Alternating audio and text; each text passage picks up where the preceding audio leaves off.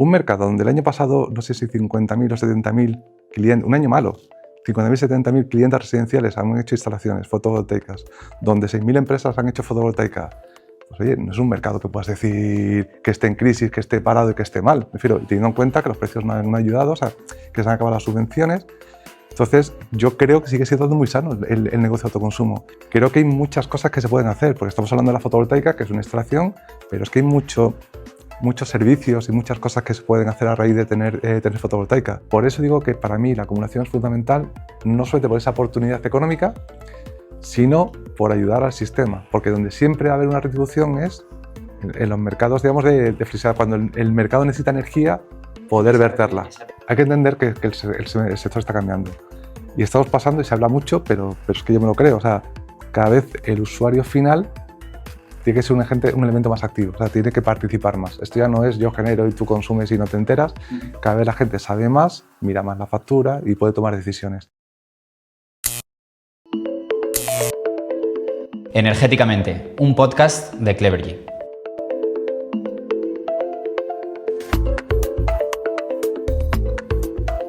Hola a todos, estamos en Energéticamente, un podcast donde hablamos de energía. Soy Beltrán Aznar, CEO y fundador de Clevergy, y está conmigo Álvaro, CEO y CPO. Y hoy tenemos el placer de tener con nosotros a José Antonio, gerente de nuevos modelos de Repsol, nuevos negocios. José Antonio, ¿cómo estás?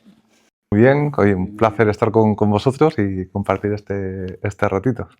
Bien, pues antes de empezar con las preguntas, si nos pudieses contar un poco tu trayectoria y qué hacéis actualmente en nuevos negocios. Bueno, mi trayectoria es complicada porque al final ya tengo unos añitos y he dado muchas vueltas.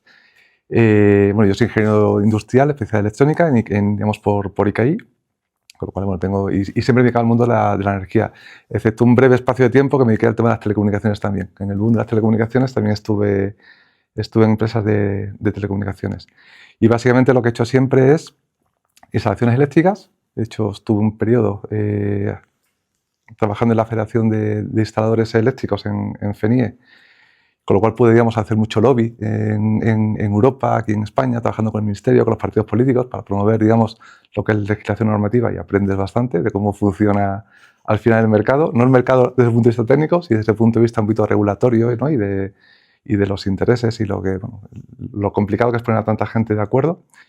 Y después me centré mucho más en un momento que cambié, monté mi propia empresa de eficiencia energética, hice mis pinitos. Lo que pasa es que fue justo bien una época de crisis, en el 2008, me falló el socio y al final, bueno, pues acabé dejándolo y me centré muchísimo, o sea, en la eficiencia energética ya para dar servicio a empresas y fotovoltaica. Ahí es donde me fichó Viesgo, no sé si se conoce, es una distribuidora de cara pertenencia a EDP en el norte de España. También tenía su comercializadora de energía, y ahí monté todo lo que es el área de servicios energéticos, sobre todo para grandes empresas. Después fui comprado por Repsol, seguí desarrollando el mismo negocio, eficiencia energética, pero después fue migrando ya a la fotovoltaica, que cogimos el boom de la fotovoltaica para grandes clientes y para residencial, bajo la marca de Solify, que no sé, estuvimos varios años. Y donde cogimos mucho impulso fue con el acuerdo que cerró Repsol con Telefónica. Se unieron los dos grandes, ¿no? dos grandes multinacionales españolas para impulsar el autoconsumo juntos. Se creó una joint venture, que era Solar 360, y he estado allí los últimos años como director de operaciones o COO, digamos, en la compañía, compartiendo esa aventura con el equipo de Telefónica, que fue muy interesante, porque aunque Repsol, digamos, llevamos ya muchos años trabajando y teníamos el conocimiento, ¿no? de la energía, es cierto que una empresa como Telefónica, con las habilidades que tiene, además que viene de otro sector, pues te aporta siempre frescura, ideas y bueno, pues al final esa combinación creo que ha sido y está siendo muy, muy positiva, ¿no? Para esa colaboración entre Repsol y Telefónica. Y bueno, pues hace ya unos meses decidí volver a Repsol, y ahora estoy en la dirección de nuevos negocios energéticos, y bueno, pues viendo nuevas oportunidades, ¿no? de dónde invertir, qué desarrollar para Repsol. Concretamente estoy en una línea desarrollando el negocio de district heating, que si quieres después lo explico en qué consiste. O sea, me voy ya a la parte mucho más eléctrica, la parte más térmica, pero vamos, es igual de apasionante e interesante. y estoy dando muchas vueltas. He hecho bastantes cosas. He trabajado en empresas pequeñas, empresas grandes, como por mi cuenta, o sea que he tenido la oportunidad, digamos, oye, pues de disfrutar bastante en estos años, la verdad. Casada. O sea, de energía sabes un rato. Pues nunca decir que se sabe, siempre hay gente que sabe más, ¿no? Pero bueno, sí, le dedico al final muchos años y aunque sea simplemente por el tiempo que he dedicado, algo sé. A mí me gustaría empezar por entender un pelín a nivel macroeconómico cómo está siendo, o sea, has comentado que viviste la parte de Solar 360 en el boom del autoconsumo, ahora tiene como muy mala prensa el autoconsumo, parece que estamos de capa caída y que la cosa va mal, pero un poco los datos con los que hemos cerrado 2024 es con 1 mega casi medio extra de autoconsumo, perdona, 1000 megas. Sí, justo. 1,4 gigas de autoconsumo sobre los 8,5 que hay instalados. O sea, bastante bien, ¿no? Entonces, ¿estamos mal? ¿Estamos bien? Yo creo que estamos bien. Lo que pasa que, como somos también muchas veces en este país, que somos de picos, ¿no? Tuvimos un año, el problema es que nos comparamos siempre con el año 2022. El año 2022 fue un año, digamos, espectacular, anómalo, y porque además crecimos, creo que se multiplicó por el año anterior por 2, y pico, o sea, fue, digamos, un crecimiento brutal. Que esos crecimientos tampoco son buenos, porque no estábamos preparados, hubo excesiva demanda, pero es que tuvimos la tormenta perfecta. Tuvimos, por un lado, un momento de tipos de interés bajo, con lo cual se podía invertir. Tuvimos los precios en electricidad, con el tema de la guerra de Ucrania, totalmente disparados, o sea, con lo cual, bueno, pues es que cualquier cosa que hicieses en tema de energía ahorro se amortizaba, digamos, en nada, era lo más interesante. Teníamos el lanzamiento de todas las subvenciones, de lo que es las subvenciones Next Gen, con lo cual encima muy financiado, y es que, si os acordáis, en esa época todos los telediarios abrían con la noticia de la electricidad vuelve a subir, o sea, teníamos una campaña, publicidad a favor del autoconsumo y de todo, que era bestial. Entonces, bueno, pues digamos, a todo el mundo le entró la urgencia, la necesidad, y fue, bueno, pues un pico brutal. O sea, pero eso es anómalo, porque digo, eso al final, a mí particularmente esos boom tampoco nunca me gustan, porque no vendes, despachas, da igual la calidad, pues porque como hay negocio para todo el mundo y no llegas, pues el servicio es malo y da igual, ¿no? Y bueno, pues no sé, y se hacen las cosas regulares, o sea, nunca es bueno, ¿no? No hay instaladores suficientes, no hay material, o sea, al final no creo que sea la mejor forma, ¿no?, de tener ese pico. Y claro, cuando tienes un pico, tienes que bajar después, no hay que mantenerlo. Entonces, aunque es cierto que llevamos 2 años bajando, pero si lo pensáis bien, estamos hablando de eso, el año pasado creo que fue 1,9, este año 1,4. Nosotros tenemos unos objetivos que nos hemos puesto, ¿no?, en el plan, digamos, en el PNIE, que además se ha revisado a finales del año pasado, en septiembre creo que fue, que se aumentó en otro giga, tenemos que tener en 2030 19 gigas. Llevamos 8, 9, o sea, nos quedan 10. ¿Qué quiere decir? Que los próximos 5 años, 6 años, creo que nos quedan hasta 2030, pues tenemos que estar haciendo una media de 1,7, 1,8, estamos haciendo 1,6. ¿Qué quiere decir? Que lo que vamos a tener ahora es un mercado estable, ¿no?, de en torno a eso, 1,4, 1,5, 1,6, bueno, como todo, supongo que haremos los deberes al final, con lo cual, que yo sí creo que nos mantendremos en este giga y medio, si hace un año bueno, gigas a giga 6, un poquito también, pues depende del precio de la energía y depende de otras cosas, y se va a mantener, y ese mercado, pues oye, es estable. Y después, un mercado donde el año pasado, no sé si 50.000 o 70.000 clientes, un año malo, 50.000, 70.000 clientes residenciales han hecho instalaciones fotovoltaicas, donde 6.000 empresas han hecho fotovoltaica, pues oye, no es un mercado que puedas decir que esté en crisis, que esté parado y que esté mal. Me refiero, y teniendo en cuenta que los precios no han ayudado, o sea, que se han acabado las subvenciones. Entonces, yo creo que sigue siendo muy sano el negocio de autoconsumo, que seguimos teniendo una senda de precios, una senda de expectativas de negocio grandes. Creo que hay muchas cosas que se pueden hacer, porque estamos hablando de la fotovoltaica, que es una instalación, pero es que hay muchos servicios y muchas cosas que se pueden hacer a raíz de tener fotovoltaica. Entonces, para mí, sigue siendo un mercado de oportunidades, sigue siendo sigue siendo un sector, un segmento sano, con oportunidades, y oye, que es cierto que vamos ofreciendo, pero que ese ajuste era necesario, es que no puedes mantener esos incrementos que había. Entonces, a mí un negocio de 1,6, si subimos eso para cumplir los objetivos a 1,7, 1,8, pues me parece que está ¿Qué tendríamos que hacer para poder pegar ese empujoncito extra? Porque las subvenciones parece que se plantearon mal. A mí las subvenciones en general no me gustan, o sea, a mí, pero es una cuestión particular.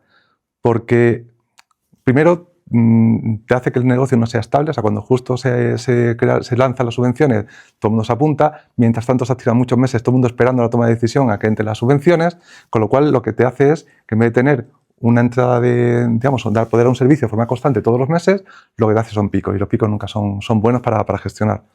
Lo segundo, te mete mucha burocracia.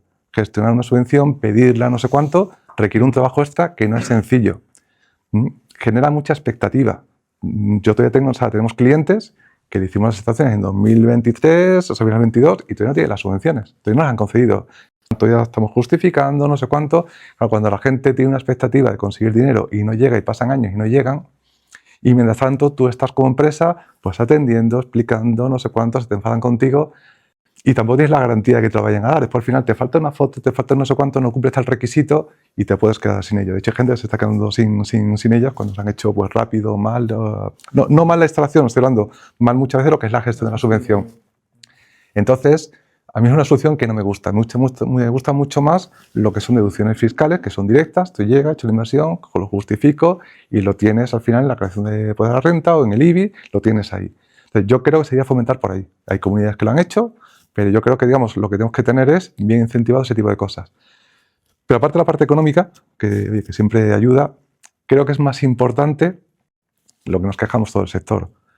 Las dificultades que hay en los trámites, digamos, con los ayuntamientos, todo lo que es la legalización, lo que es el acceso a la red, por ejemplo, o sea, muchísimo. Eso, que un proyecto se te alargue tanto y tengas tantos problemas y te pidan tantas cosas, y un ahora te pido este papelito, ahora aquí en este otro. O sea, todo eso al final encarece mucho, ralentiza mucho, genera muchos problemas y al final todos esos problemas, digamos, aparte de que te encarecen el servicio, son problemas para el cliente final, que no entiende, no sabe y te encarece. Entonces, si queremos cumplirlo, ¿qué hay que hacer? Bueno, evidentemente, esos incentivos. Tenemos que tener, y digo, por ejemplo, tener, bueno, aquí, digamos, nuestras patronales, tanto APA como UNED, pues te han pedido toda la batería, pues oye, que aumentes el no tener que pedir la suite de acceso va a más de 100 kilovatios, que, o sea, ya te han pedido un poquito todos los trámites que hay que simplificar, ¿no? Y que son pedidos. Pero otro tema importante, que también lo ha denunciado mucho, digamos, APA, y te penaliza la rentabilidad de los proyectos, sobre todo los proyectos industriales, se está perdiendo muchísima energía por no poder verter a la red. Esa energía, muchas veces, ese 20% que tienes de excedentes, sobre todo en proyectos de más de 100 kilovatios, que no tienes capacidad de la red para hacerlo, o los trámites son muy complicados, pues la estamos perdiendo. Por eso también, si esa energía fuese reutilizable, pudiese venderla o pudiese hacer cualquier cosa, pues te mejoraría la rentabilidad y también te animaría, que es que un 20% de energía es mucha energía. Y cuando más después estamos diciendo que nos falta energía para flexibilidad, para cosas, pues se echaría de menos. Entonces, ahí sí creo que es otro tema que podemos hacer. Hay un tema que yo tengo dudas, que también se ha hablado muchas veces, que es, por ejemplo, conocéis los CAE, los certificados de eficiencia energética, que al final no deja de ser un mecanismo de subvención también, ¿no? Por los ahorros. Pero autoconsumo no tiene, ¿no? Claro, el autoconsumo es que realmente no es eficiencia, o sea, no estás consumiendo menos. Es cierto, digamos, que lo que estás haciendo es transformando lo que es la generación primaria. ¿No? Exacto, descarbonizas. Sí, pero no reduces ese consumo. No reduce, entonces, pero sí es cierto que va muy asociado, estás descarbonizando, aunque no estés, digamos, ahorrando. Entonces, meter en fichas de CAEs, por ejemplo, asociarlo con proyectos de aerotermia o proyectos el que también la fotovoltaica tenga un valor, o sea, poder hacerlo, yo creo que sería un incentivo bastante pero bueno. Ahora sí que hay CAEs para aerotermias. Para aerotermia sí, pero no para tú dices fotovoltaica. Con la combinación. Sí, que si hay combinación, que bonifiques también la parte, digamos, ¿Y eso de se está generación. hablando? ¿Eso lo ves posible? Sé que se ha pedido, no sé cómo está. Ya digo que es un poco retorcido, lo reconozco, pero es que nos estamos encontrando que los CAEs al final, en 4, 5, 6 meses tienes el dinero, con lo cual, digamos, es también un mecanismo de conseguir esa financiación para los clientes rápida, ¿no? Entonces, sí creo que ayudaría. Más cosas que podrían ayudar. Siempre se puede aplicar un coeficiente, ¿no? Un coeficiente, digamos, sí, o algo, o sea, si no... Entonces, son cosas que yo creo que facilitarían digamos, que el negocio... Los CAEs, aparte, parece que están funcionando bastante bien para los casos, ¿no? O sea, sí que tenemos muchos clientes que con aerotermia lo están utilizando mucho, más casos particulares a lo mejor en industrial. En Francia, por ejemplo, tienen solo con el hecho de monitorizar cómo eso está demostrado que tiene un impacto. ya tiene su propia ficha de, oye, pues si monitorizas equivale a un X% Francia de ahorro. lleva más años y en el tema de los CAEs, por ejemplo, tiene mucho desarrollado. Tienes empresas que se dedican a eso, que juegan, pagan por adelantado el CAE para después hacerlo. O sea, tienes muchísimas. O sea, es un mercado ya que, digamos, que funciona muy bien. Aquí todavía nos faltan. A mí, por ejemplo, y nos estamos saliendo del otro lado, el tema de los CAEs, me parece fundamental, por ejemplo, el no solamente hacerlo con ahorros reales. Si yo tengo una caldera de gas o tengo algo y me pongan una aerotermia, pues estoy ahorrando tanta energía, eso recae. Yo también premiaría lo que es en vivienda nueva. O sea, yo hacer una vivienda nueva, puedo ponerme mi caldera de gasoil, mi caldera de gas, o puedo ponerme algo nuevo. Oye, premia también eso. Claro, dices, no tengo comparativa, no tengo ahorro porque no tenía consumo. Y dices, bueno, pero tú puedes poner, digamos, un ecodiseño, digamos, un diseño base y todo lo que mejores sobre eso, ahí puedes tener ahorro. Eso me parecía porque si no, que se hace mucha vivienda nueva, se ha habido mucha obra de construcción nueva, mucho proyecto nuevo, no estarías fomentando el que yo invierta en tener algo más eficiente. Entonces, por ejemplo, eso me parecería muy importante de hacer. No ayuda a la fotovoltaica, pero sí ayudaría también al desarrollo de los como CAEs. está el sistema ahora, dan ganas de cogerte en Wallapop una caldera de gas y luego la pongo y al mes pongo la aerotermia. Claro. Es hacer, no debería que decirlo. No se me oiga. No debería decirlo, pero eso en algún caso se ha hecho. ¿Sí? Pero realmente, aunque tú lo veas como una trampa, porque es cierto, al final estás engañando al sistema, pero realmente tiene su lógica, pues estoy diciendo, porque al final tú estás invirtiendo en una mejora, me estoy gastando más dinero para conseguir unos ahorros cuando podría tener esa ayuda igual que se te reconozca esa ventaja. Tener ya algo diferente. Si te reconozca esa ventaja, lo que no tiene sentido es que me tenga que gastar dinero en algo malo para después mejorarlo, cuando directamente puedo comprar una cosa que sea lo mejor del mercado. Pensaba que para obra nueva no había tantas trabas. No. Ha planteado, eso el IDAE, por ejemplo, lo tiene en mente, está de acuerdo, lo que pasa es que también, como al final tampoco depende de ellos, depende muchas veces de la normativa europea, hay que ver cómo justificar esos ahorros, te lo tienen que comprar. Entonces, me consta que si les has solicitado, que no lo ven mal, que lo entienden. Otra cosa es que después se consiga, digamos, el llevarlo a cabo. Y volviendo un poco al autoconsumo, o sea, otra palanca, hemos hablado de las barreras, pero palancas, desde luego, el almacenamiento es una. ¿Cómo ves? No sé si cuando estabas en Solar 360 ya veías que empezaba a despuntar, todavía no, si es que no es por precios, es porque... Sí, se ha empezado a despuntar. De hecho, nosotros en Solar 360, decirte que pues no sé, en 2023, instalaciones en residencial, con fotovoltaica, estábamos hablando que eran el 10%, 5, 10%, no mucho más, o el 15%, no sé cuánto, pero estamos en los márgenes.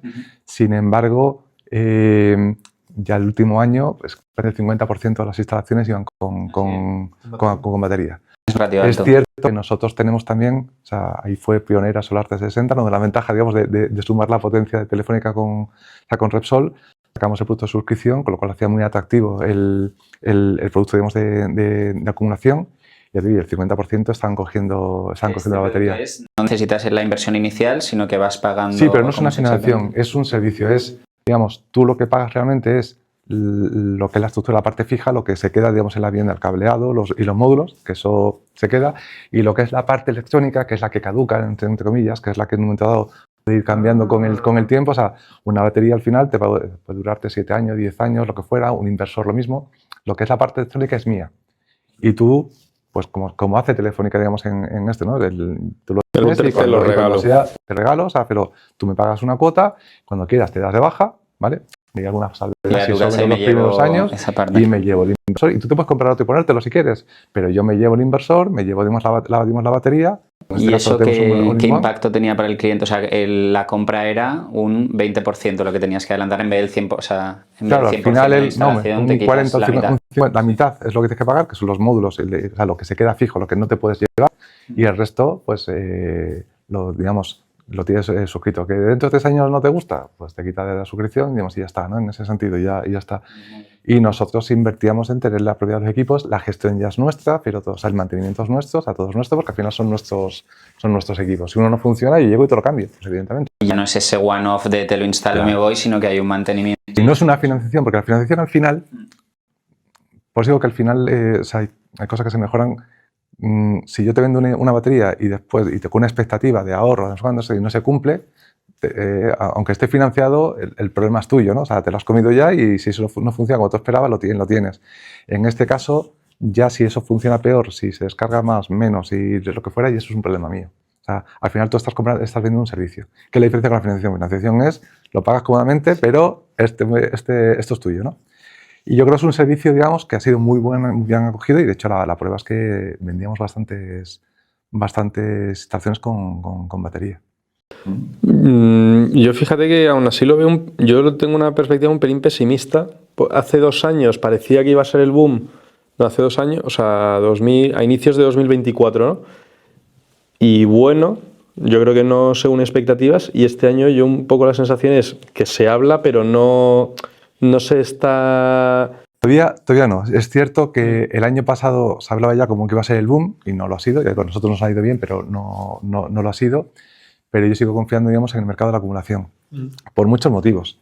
Y de hecho ya se está empezando a ver, aunque sea lento, pero se está empezando a ver. Pero lo que además tenemos industrias, acompañado con fotovoltaica va, pero también incluso cogen baterías solas. ¿Por qué? Porque al final necesitas una garantía. O sea, el poder incluso jugar con acumulo en este momento con precios más altos, o sea, pero con precios más bajos y utilizo esa energía cuando los precios son más caros, ese juego simplemente ya te ayuda. Digamos, ya te ayuda. Hay empresas que lo están haciendo, sobre todo porque ha empezado, digamos, a proliferar mucho baterías con sistemas, digamos, con inteligencia artificial que ya te hacen ese juego. Y ellos son los que van tomando decisiones, digamos, de pues según el precio de la electricidad, mayor, ¿no? O sea, ahora los precios, los picos son diferentes. Claro, también este año, por ejemplo, ha habido mucho diferencial entre precio y bajo, con lo cual ha merecido la pena.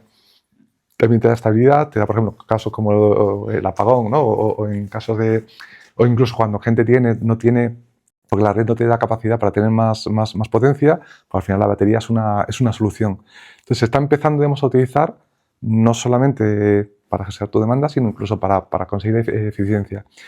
Y para mí, por ejemplo, también me parece fundamental, por una cosa que yo creo saltar al final en la conversación, que son los mercados, digamos, de flexibilidad. Al final, tú, con una batería, puedes ayudar al sistema también muchas veces a regularse, a gestionarlo. Y creo que es un elemento que todavía no está desarrollado en España, que falta muchísimo, pero al final tener acumulación, tanto en se está hablando que incluso las propias compañías decidoras tengan grandes baterías para poder, digamos, acumular energía, como que al final todos los usuarios tengan también esa batería. O sea, el tener al final muchísima potencia de acumulación te da mucha flexibilidad al mercado, o sea, al mercado eléctrico. Y eso creo que es una herramienta que vamos a necesitar. Y se van a poder desarrollar servicios en base a esa acumulación. A nivel hablando casi del litio de la batería, estamos ya en un punto en el que forzar cargas y descargas que no sean un poco lo que vivimos también con los móviles, ¿no? Que no lo descargues del todo, cárgalo hasta el 80%. Eso sigue ocurriendo. O sea, tú al final tienes, de hecho, se venden muchas baterías y la gente no sabe, no mira estas cosas. Pero tú tienes que ver mucho la profundidad de descarga, los ciclos, qué consideran ciclos, porque muchas veces hay fabricantes que consideran un ciclo cuando te dan la garantía es llenado completo, o hay gente que si llenas un poquito ya es un ciclo. Entonces, la duración de la batería, cuántos ciclos, o sea, que la vida que va a tener, el nivel de descarga, ¿no? Todo ese tipo de cosas. Igual que, por ejemplo, en fotovoltaica con módulos, ya la gente tiene una cierta cultura, porque ya llevamos unos años y ya tiene un cierto conocimiento, todavía el tema de baterías no. O sea, no lo hay. Es cierto que todavía creo que hay diferencia entre baterías buenas y malas, lo hay. Igual que lo mismo que pasa con los módulos hace 7 o 8 años, que hay mucha diferencia, ahora cada vez más los inversores, hay que reconocer que ya es difícil encontrar un inversor malo, ya todos tienen, pues hay mejores y peores, pero ya todos tienen una gama, digamos, bastante buena. Con los módulos te pasa exactamente igual, antes había mucha diferencia, ya no lo hay. Con baterías sí creo que todavía lo hay. Creo que tienen capacidad de mejora y los precios todavía tienen que bajar algo, ¿vale? O sea, sí hay, quizás eso también está ayudando, o sea, es una de las cosas que puede acelerar, ¿no? Cuando se mejore la batería y el conocimiento que hay, mejorará también, digamos, un poco aumentar el mercado. Y ahí comentabas que se está planteando tanto que las distribuidoras llenen la red un poco de baterías medianas, grandes, ¿no? Para darle... Es que una forma también, digamos, de descongestionar la red. Si tú tienes, en vez de perder esa energía o decir, no la vuelco, la puedo acumular. Y cuando necesito, puedo tirar, digamos, en ciertos nodos, puedo sacar de la red. O sea, igual que jugamos todos, pues oye, pues el operador del sistema también tendría que tener esas herramientas para poder... O sea, es otro mecanismo más de flexibilidad, ¿no? Y de gestión de la red. ¿Y qué ves más interesante? Estas baterías, voy a llamarlas medianas, porque creo que no son las de parques de gigavatios, pero estas baterías medianas o tenerlas a nivel capilaridad en casi todos los hogares de España. Misma potencia instalada. Eso es un debate, no sabría decirte. O sea, creo que se va a dar los dos. Evidentemente, cuanto más grande es la batería, cuanto más se haga, pues más eficiente es. Pero como pasa con todo, como pasa con todo, no es lo mismo tener 100 calderas individuales que tener una en la comunidad de vecinos o tener una más grande. O sea, es lo mismo tener 100 baterías pequeñitas que tener una grande, ¿no? O sea, siempre, generalmente, hay unas eficiencias en todo cuando coges volumen. Y sobre todo si te lo gestiona al final una empresa energética que tiene el expertise. Entonces, eso siempre tiene esa ventaja. Pero creo que igual que pasa con el autoconsumo, que haya un mix de pequeñas baterías que tengamos los usuarios y grandes es lo que el mercado te va a permitir. Aquí tienes otro problema. La batería al final yo creo que es necesaria, sobre todo por el punto de vista de ayudar al sistema eléctrico a regularse, es una herramienta más de flexibilidad. Pero también es cierto que hay incertidumbre en esa rentabilidad, porque ahora hemos dicho que hay mucha diferencia entre precios pico y valle. Pero cuando haya muchísimo excedente, o sea, como está ocurriendo, si no hay acumulación, pues llega el momento que ese precio de energía se va a igualar. O sea, tú puedes convertir el momento pico a mediodía, puedes convertirlo en otro momento según la cantidad de energía que haya. Y eso, ¿no? Y hay gente que dice que va a ocurrir antes, después, va a ocurrir. ¿Qué efecto puedes tener? Pues evidentemente que ya no haya esa diferencia de precios e incluso que puedas llegar a pagar por tener que verter esa energía a la red o que te la tengas en la batería y no puedas venderla pues porque nadie la quiera, porque no se necesita, ¿no? Entonces, muchas veces la rentabilidad del mercado durante cuánto tiempo no vas a saber, es difícil tomar una decisión en base a cómo evoluciona el mercado. Pero por eso digo que para mí la acumulación es fundamental, no solamente por esa oportunidad económica, sino por ayudar al sistema, porque donde siempre va a haber una retribución es en los mercados, de flexibilidad, cuando el mercado necesita energía, poder verterla. Por esa misma explicación, aunque no sea porque se ha aplanado la curva, esa retribución, si hay más oferta de ayuda al sistema, también bajará un poco, ¿no? Sí. Es que ahí, o sea, nosotros... Pero será necesaria, porque al final tienes un mecanismo que tiene que existir. Entonces, por eso creo que hay una parte que puede, que debe estar, privada en los clientes, y yo creo que hay otra parte que tiene que estar en el sistema, ¿no? Gestionada por las distribuidoras, por los operadores de la red. Aquí hay una cosa que yo creo que es brutal, que es que pasamos del axioma de todo lo que se produce, se consume instantáneamente en cada... de repente lo rompes, ¿no? Entonces, todas las cosas sobre las que hemos ido construyendo el mercado, de repente pues, cambiarán probablemente. Claro, pero es que el mercado está cambiando. Es que está cambiando desde todos los puntos de vista. Hay un tema que supongo me preguntaréis, que al final es por el famoso apagón, pero es lo mismo. Al final tú necesitas elementos que que protejan a la red de esa instabilidad, de que te mantenga la frecuencia, o sea, que cuando haya ese desequilibrio entre generación y demanda, pues puedas atenderlo. Entonces, es que el sistema va a necesitar eso. Y esto es un elemento, no es el único, que te puede ayudar. ¿Vale? Si quieres lo sacamos ya. Yo creo que, no sé, ¿cómo viste el apagón del lunes pasado? Pues como casi todos los españoles, con una cierta alegría, porque no vas a trabajar y te puedes ir a casa, ¿no? Hizo un día idílico, ¿eh? Sí, hizo un día muy, muy bueno. Hombre, no es lo mismo que tú dure un apagón 8 horas que fuesen varios días, ¿no? Ahí sí creo que, el tamarismo sería diferente. A ver, lo ves como todo el mundo, también un poquito con cierta, pues no sé, duda de qué es lo que ha ocurrido exactamente. Yo no creo tanto que haya habido mucha conspiración ni cosas raras. Simplemente es cierto que tenemos un sistema eléctrico con mucha renovable que tiene muchísimas ventajas, pero tiene un problema, ¿no? Que es eso, no te mantiene lo que es la tensión y la frecuencia, eso te lo dan otro tipo de tecnologías, generalmente las renovables no te lo dan. Entonces, si tienes muchísima renovable y pierdes pues eso, generación con más inercia, como tienes las propias nucleares, como tienes los ciclos combinados, como tienes las turbinas que te generan son los que te establecen, ¿no? el nivel de tensión, una fotovoltaica no te lo hace. Claro, necesitas esos mecanismos. La acumulación te ayuda, el poder gestionar la demanda, te ayuda. Entonces, Lo que no entiendo, o sea, eso lo entiendo y quizás, pues, aunque tengamos una red muy buena, no creo que, o sea, creo que no se han hecho cosas bien, que no nos hemos preparado para esta situación. O sea, que el sistema de control ha fallado, ¿no? Básicamente, falta herramienta por lo que fuese. Lo que sí me extraña, a nivel particular, es que conociendo un poquito la red que tenemos, que insisto, ni antes era la mejor del mundo, ni ahora es muy mala, creo que tenemos un muy buen sistema, digamos, eléctrico mallado, pero sí tenemos las protecciones, tenemos la situación para que no arrastrase a toda, digamos, a toda la península, ¿no? O sea, bueno, y casi Europa. No, pero por ejemplo, igual que Francia fue capaz, digamos, de desconectar y para no arrastrarles, que nosotros no hayamos sido capaces, tampoco sé cómo esa desconexión de generación de dónde fue, si fue distribuida por toda España, fue localizada en alguna zona, como la información tampoco, digamos, es muy clara, para eso supongo que nos dirán algo o no, o sea, no lo sé.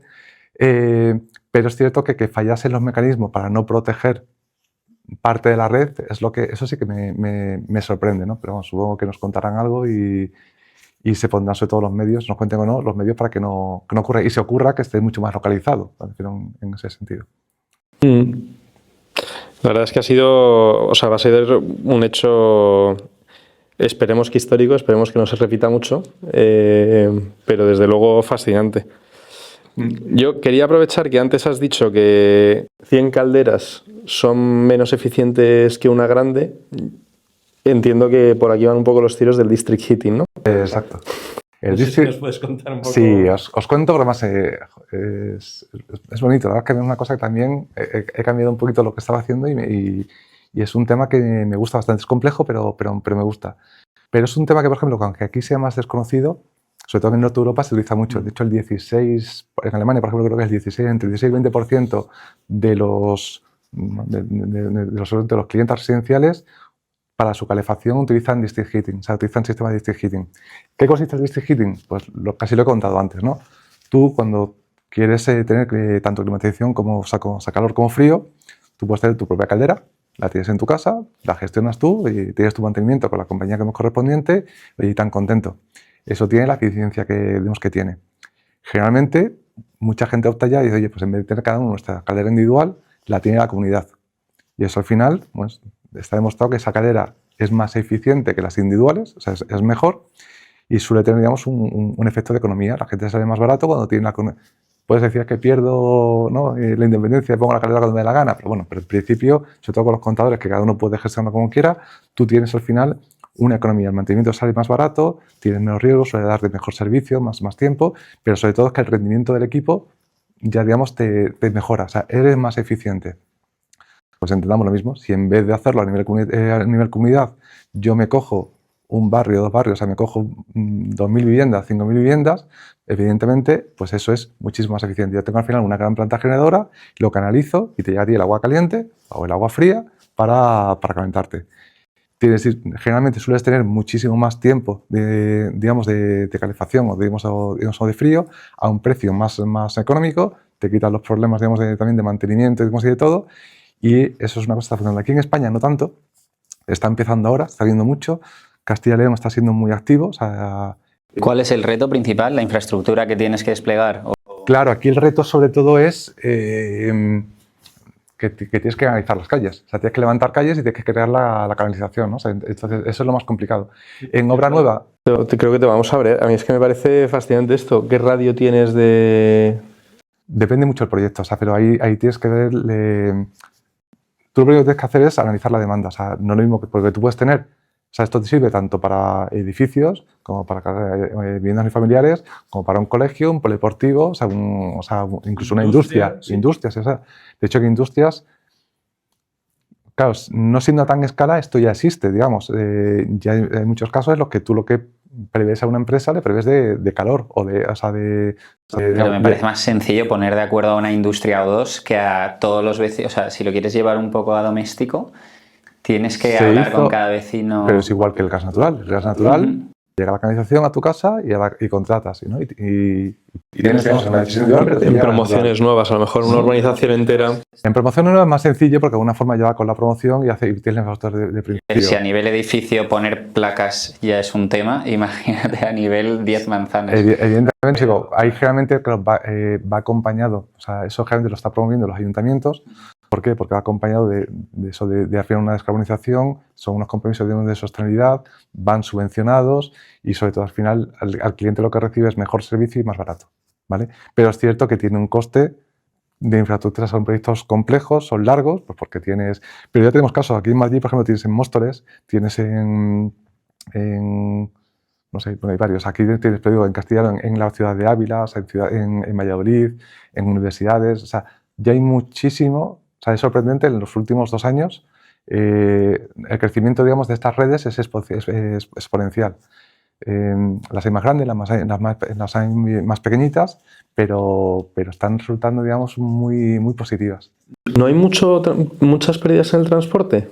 O sea, no. Evidentemente no, pero es lo primero que pensaría. Ahora mismo tienes, digamos, unas canalizaciones, digamos, preparadas que las pérdidas son mínimas.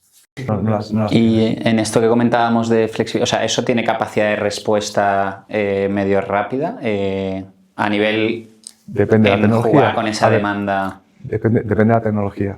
Exacto. Igual te vas a hacerlo. Primero, aquí, ser un bicho tan grande, lo normal también, o sea, las que hay actualmente, la mayoría son, por ejemplo, con calderas de gas natural, a lo mejor o muchas con biomasa, ¿vale?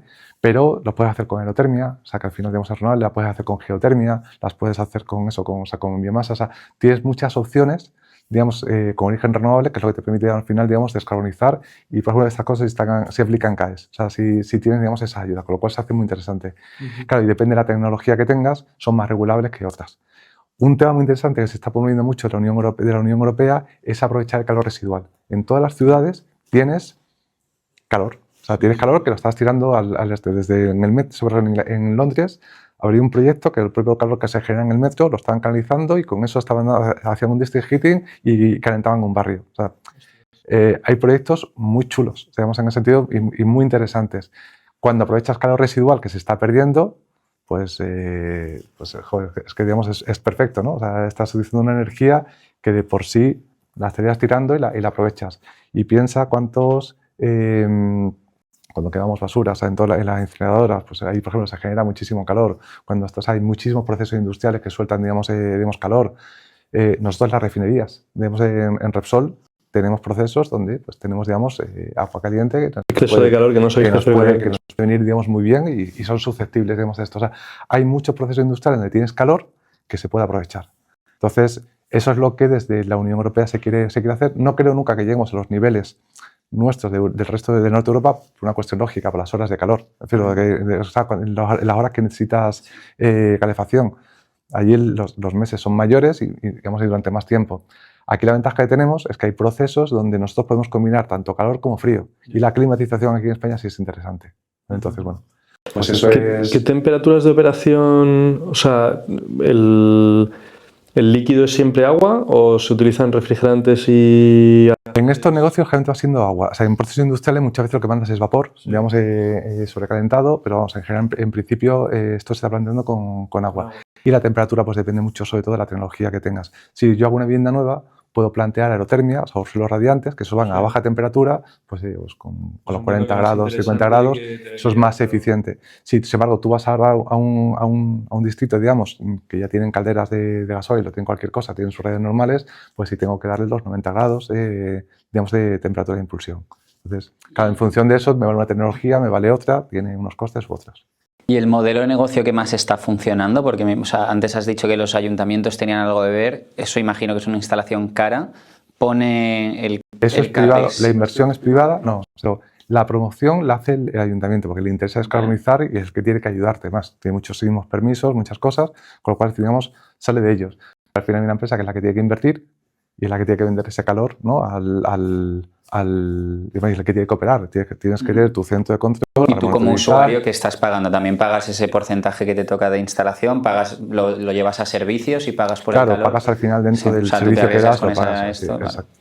Pero vamos, como cualquier otro servicio, o sea, cuando tú pagas por el agua, pero detrás hay muchísimo, ¿no? Hay centro de control que lleva... más de ese lado que del autoconsumo donde tú te estás pagando, bueno, menos en vuestro caso que lo estáis haciendo también servicios, la gente se pone sus placas o su batería o su aerotermia que paga, ¿no? Si quieres hacerlo tú, sería tu caldera individual. O sea, el equivalente al autoconsumo sería me pongo mi propia caldera, ¿vale? Y con esto, si lo quiero hacer colectivo, lo cojo es o sea, lo hago a nivel comunitario o lo hago a nivel de distrito.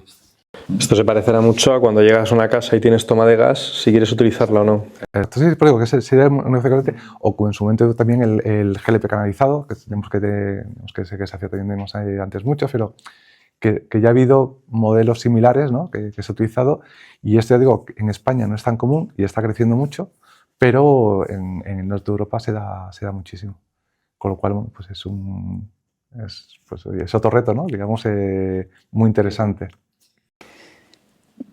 Yo antes lo hemos hablado un poco de récords, pero la parte de nuevos negocios me ha parecido un curro muy bonito, un trabajo impresionante. Tenéis la parte de District Heating, o sea, esto para que se entiendas un poco, Repsol viene de refinería, ¿qué otros nuevos negocios podemos hacer para alejarnos de esa parte o de estar tan expuestos a esa parte, ¿no? O sea, lo dividís por verticales, ¿cómo se estructura este departamento de nuevos negocios? No, a ver. Repsol, digamos, hacía muchos años, ¿no? Hizo, digamos, su estrategia de diversificar, ¿no? De hacer una transición, digamos, sobre todo el tema de electricidad, con la compra, digamos, de Viesgo, y a partir de ahí empezó a desarrollar pues, muchas de negocio. De aquí, de esta dirección, es donde han nacido pues, muchas iniciativas, por ejemplo, pues lo que es todo lo que estamos haciendo en tema de hidrógeno, por ejemplo, todo lo que estamos haciendo en temas de biometano, que esto, por ejemplo, ya va por otra dirección. Aquí se ha ido haciendo lo que es Solar 360, todo el tema de autoconsumo, lo que es Webull, ¿no? la empresa que tenemos un poquito de car sharing, Wilet, o sea, también se ha hecho por ahí, o sea, todo lo que son negocios, servicios de valor alrededor de la energía, ¿no? Pues junto con, además, no solamente somos nuestra dirección, tenemos el Tech Lab, evidentemente siempre estamos junto a negocio, lo que es la dirección de cliente, ¿no? Que sabéis que al final Repsol ha apostado mucho por el producto multienergía. Nosotros no creemos que vaya a ganar una tecnología que tenemos que jugarnos todos a que España o que el mundo en general, oye, ya no queremos nada de petróleo, ahora vamos todo por electricidad, sino al final, igual que la movilidad, pues habrá movilidad donde sea útil la electricidad, habrá otros que necesitamos el hidrógeno y otros que seguiremos con combustibles, pero sí, ya serán bio, no serán, digamos. Entonces, esa es la estrategia que se ha estado siguiendo hace muchísimos años y en esta dirección es donde un poquito pues, le ha ido dando forma a todos estos negocios. El tema de movilidad de vehículos eléctricos también ha nacido de ahí. Entonces, no tenemos verticales. Es un área donde pues trabajamos un poquito por negocio, por proyecto. Se invierte mucho en colaboraciones con startups, con empresas. Me refiero, se invierte en empresas porque al final pues necesitas también del talento que hay. Digamos, o sea, no puedes hacerlo todo solo y trabajas con empresas para desarrollando estos modelos de negocio. ¿Cómo de grande es el equipo? Pues no lo sé porque como cada 6 meses hacemos reestructuraciones, ¿no? Y lo decía, y hay áreas que se van independizando, es decir, que al final también van cambiando, pero que bajo la dirección que puede haber 200 personas, o por lo menos hemos llegado a ser 200 personas. Que se ocupan tanto de sentarse a pensar como de luego ejecutar, ¿no? Es una parte interesante para trabajar. Vale, yo enfocando un poco esta parte de nuevos modelos o de transición, hemos dicho mucho que estamos en una nueva era energética, ¿no? En el caso de las comercializadoras, que es lo que nosotros tocamos mucho, y sé que Solar 360 no es exactamente una comercializadora, pero se toca mucho. Nosotros sí que estamos viendo lo que tú has medio descrito también, que es esa transición de un negocio de alto volumen y bajo margen que tienen las comercializadoras a intentar pasar al Energy as a Service, que dicen, ¿no? O sea, el más por servicios. Aparte de este caso que nos has contado de Solar 360, donde con el ejemplo de en vez de instalártelo y que tú pongas el CAPEX, te doy el servicio. Dentro de Repsol como comercializadora, ¿ves que esta tendencia también está impactando eso, evolucionando los márgenes o todavía no se ve tanto? Esta pregunta de cosas complicadas. A ver, primero, empezando, o sea, es cierto, o sea, hay que entender que el sector está cambiando. Y estamos pasando, y se habla mucho, pero es que yo me lo creo, o sea, cada vez el usuario final tiene que ser un elemento más activo, o sea, tiene que participar más. Esto ya no es yo genero y tú consumes y no te enteras.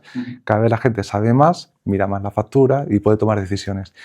Tampoco podemos creer que se va a hacer el cliente final se va a hacer, digamos, activo solo, no. Le tienes que dar las herramientas, le tienes que dar las cosas. En la medida que, por ejemplo, que tú le estás dando información de cómo consume, que no sé cuánto, pues él puede tomar decisiones. Si tú le vas dando herramientas, puede ir tomando decisiones y puede participar. Evidentemente, con la ayuda siempre de un partner tecnológico. Entonces, lo que hay que entender es que el cliente final, pues eso ya, tiene que tomar decisiones y tienes que empezar a adaptarte a él. Y cada vez le tienes que aportar más valor, con lo cual no vale, te doy el suministro y punto, ¿no? Vas a tener que, o sea, ya el cliente va a tomar decisiones y pues pongo una lotería, pongo una lotería, tengo una batería virtual o me pongo una mía, quiero participar en mercados, no quiero participar, o sea, cada vez va a poder hacer más cosas y ahí es donde ocurre la oportunidad. O sea, ahí es donde tú realmente puedes, si acompañas bien a ese cliente, darle valor que no sea simplemente el suministro, que no deja de ser una commodity, ¿vale? Entonces, ese paradigma que lo haga mejor, pues es el que lo hará. Solar 360 que busca, pues busca eso. O sea, yo te voy a dar herramientas y te permito esto, pero es que sigue haciendo muchos años el famoso PPA. PPA es lo mismo, es una empresa donde yo invierto y yo te presto un servicio. Entonces yo estoy asumiendo el riesgo. No es financiación, que la gente se confunde, es yo asumo el riesgo. Si yo hago una instalación, o sea, si yo te vendo una instalación ahora y te digo, esto produce 100 kilovatios hora, digamos al año, y produce al final 80, pues porque por lo que fuera, el problema lo tienes tú. En el momento que yo te convierto eso en servicio, esa eficiencia, digamos, esa eficiencia, ¿no? de la producción no es mía. Si yo consigo que haga 120, gano más. Si hago 80, pierdo dinero. Entonces, tú te conviertes en el usuario. Entonces, eso lo está haciendo. Esto de Street Heating es lo mismo. Yo te estoy vendiendo valor residual, o sea, el calor útil, o sea, lo que te llega a ti. Si estoy utilizando carbón o otra tecnología, si pierdo mucho, si tengo pérdidas o no, si soy más eficiente, ya es un problema mío. Tú al final vas a pagar por cada kilovatio útil. Entonces, lo que hay que entender es eso, que tú tienes que ir dándole cada vez más valor. Y Repsol, en la medida de lo posible, está haciendo eso. Está haciendo eso y, evidentemente, después, pues intentar dar una oferta, o sea, no intentar imponer siempre, oye, siempre electricidad y tienes que hacer todo con electricidad, sino, oye, pues una opción multienergía. Coge para cada servicio, para cada momento, lo que más te interese, ¿no? Y al final juega con ese ecosistema y toma tus decisiones. Listo. ¿Qué otros nuevos modelos trabajáis también? Porque comunidades energéticas Repsol suena mucho. Mucho, y de hecho fuimos pioneros. O sea, bueno, comunidades energéticas. Es una variante que es un autoconsumo colectivo que es SolMatch. SolMatch, tenemos las dos, desde hace muchos años, las dos áreas de negocio. Lo que es las comunidades energéticas. Comunidad energética al final es poner de acuerdo a X señores para que inviertan en una instalación fotovoltaica y compartan esa generación. Pero eso al final tiene bastante complejidad. Estás haciendo que la gente invierta en un activo y se quede por vida, digamos, ahí, ¿no? O sea, en el sentido, o sea, al final es tuyo, como tu casa, con lo que fuese. Eso genera muchos problemas porque te ponen de acuerdo todo el mundo. ¿Qué pasa si yo mañana pienso que me voy a ir de ciudad porque me cambia el trabajo o lo que fuera, circunstancias? Entonces tiene una barrera de entrada que es la inversión. Desde hace muchos años tenemos lo que es SolMatch, que SolMatch es una comunidad, pero invierte Repsol. Entonces te doy la flexibilidad de que tú te apuntes a esa comunidad el tiempo que te dé la gana. Que ahora estoy de alquiler, te apuntas a la comunidad. Que ahora me voy, digamos, te sales de la comunidad.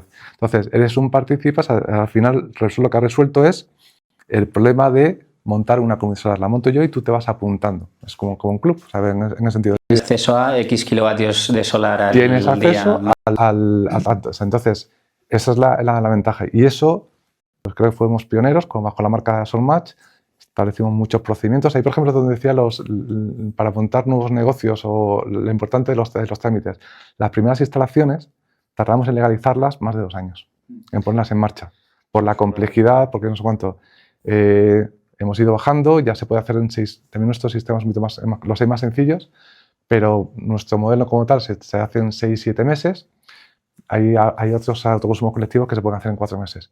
Pero para que veáis muchas veces el desgaste que lleva el ir sembrando, creando procedimientos, y eso es lo que, cuando decimos, oye, ¿qué hay que hacer para dinamizar el mercado? Pues fundamentalmente no poner esas trabas.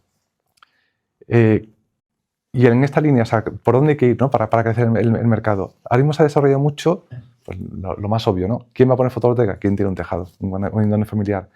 Pero al final sabemos que no todo el mundo en España vive en viviendas unifamiliares. Entonces lo que tienes que son montar sistemas donde el que esté en un edificio, o sea, el que no tenga tejado, pueda participar. Las comunidades solares aquí son fundamentales. SolMatch es fundamental, lo que es el autoconsumo compartido. Pero también son lo que son las plantas virtuales. Es que yo tengo mi planta y tú compras una parte y te estoy dando esa energía, te estoy permitiendo, digamos, esa flexibilidad. El conseguir llevar, digamos, el autoconsumo a la gente que no tiene tejado es el reto. Y ahí se pueden hacer muchas muchas cosas. Y en el caso este que comentabas de Solmatch, bueno, o incluso en la virtual que dices o en la autoconsumo remoto, ¿cómo es esa parte comercial de conseguir al cliente para que se apunte en una nueva comunidad? ¿Es a los clientes que ya son de la comercializadora? ¿Intentéis que encima sea una estrategia de captación de nuevos clientes? Hay de todo, hay diferentes estrategias comerciales, evidentemente no hay única, pero tienes muchas cosas. Por ejemplo, si yo la comunidad la monto en un colegio, pues evidentemente el colegio, o sea, que hay más, o sea, con más, ¿cómo decirlo? Que es más bonito, ¿no? Que tu propio colegio sea los alumnos que suelen estar alrededor, sea el que le venda la energía. Es mi colegio el que me está proveyendo la energía. Si estoy en, pues no sé, en un polideportivo, por lo menos otro puede hacer. O sea, muchas veces tú puedes crear vínculos en una comunidad, o sea, cuando la promueves, aunque el que invierta sea Repsol, pero al final esto lo promueve siempre, pues eso, un colegio, alguna entidad, se hace un ayuntamiento, entonces, oye, y es un servicio que da. Yo te estoy dando energía, ¿no? Que no sería accesible si no creo esa comunidad solar, la creo yo. Entonces, muchas veces no tiene por qué ser cliente de Repsol. Cuando se crea una comunidad solar, pues oye, los propios allegados a esa comunidad son los que se suelen apuntar. Después muchas veces se hace también con clientes de Repsol, evidentemente. Entrando hacia la sección final, que es un poco más de vida profesional. Has tenido la suerte de pasar por muchos roles, incluso de montar tu propia empresa.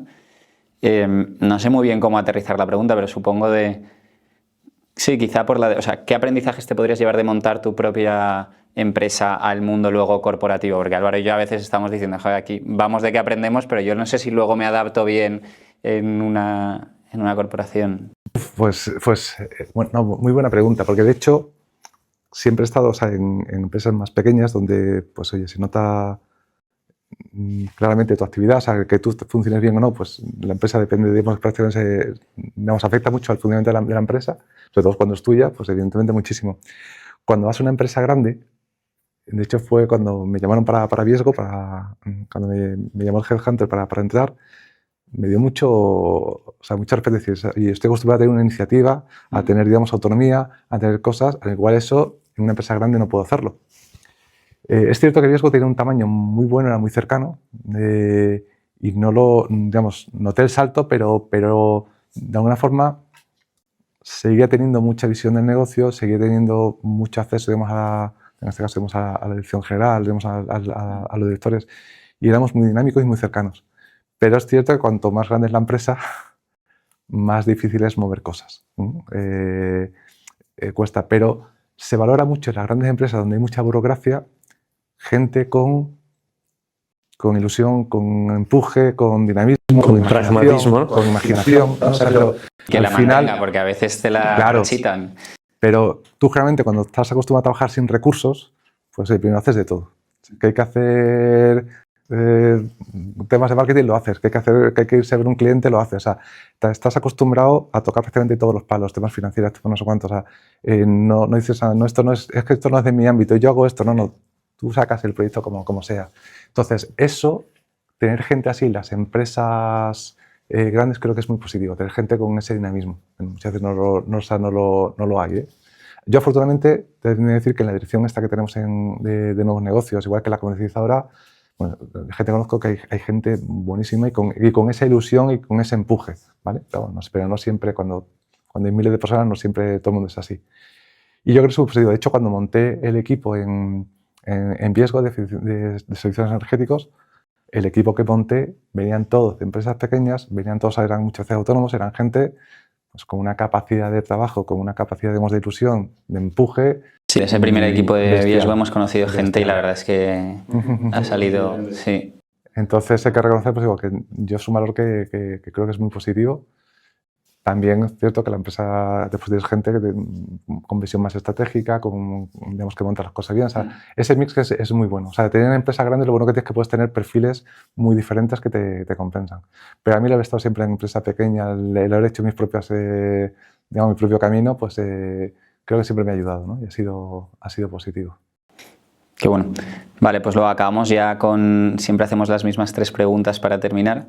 Hay una que aparte me apetece hacértela a ti porque tú estás en el sitio correcto, que es, si empezases ahora tu carrera en energía, ¿en qué te meterías, no? Desde nuevos modelos tendrás que tener algún soplo de algún tipo, o sea, desde nuevos negocios. Mira, yo ahora mismo, me gusta mucho lo que estoy haciendo, el tema de district heating. Creo que es un campo que tiene muchísimo recorrido. Es cierto que o tienes un cierto respaldo, o tienes una empresa como Repsol, o es un negocio difícil de montar, pues porque al final requiere mucho tiempo e inversión. Esto que hemos hablado como consecuencia del apagón, todo lo que son los mercados de flexibilidad, acumulación, creo que hay muchísimas oportunidades ahí de servicios a clientes, de cosas, se puede hacer muchísimas cosas. Eso es un tema que me gustaría mucho trabajar en ello, o sea, mucho. ¿En qué más cosas me metería? Quizás esas dos son las que más me gustan. Me gusta mucho el hidrógeno, me gusta mucho digamos, el biometano, o sea, el desarrollar esos negocios me gusta mucho. Pero quizás los dos primeros serían los más interesantes. Me está gustando mucho que tienes una visión muy poco polarizada de qué tecnología es la mejor.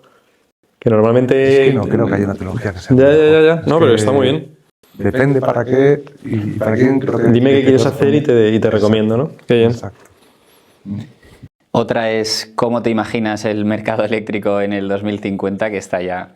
No sé cómo va a ser el 2030, el año que viene, no sé el 50. A ver, yo sí creo en plan peliculero, ¿eh? O sea, no sé, no en ese sentido.